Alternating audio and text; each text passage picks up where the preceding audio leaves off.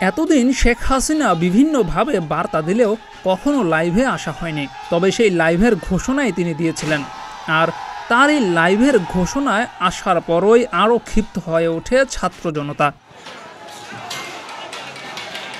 শেখ হাসিনার লাইভে আসার প্রতিবাদে বিকাল থেকেই পূর্ব ঘোষণা অনুযায়ী মানুষ জড়ো হতে থাকে ধানমন্ডি ৩২ নম্বরে, এবং একটা সময় সংগ্রামী ছাত্র জনতা স্বৈরাচার শেখ পরিবারের ধানমন্ডি ৩২ নম্বরের বাড়িটিতে ভাঙচুর চালিয়ে গুড়িয়ে দেয়।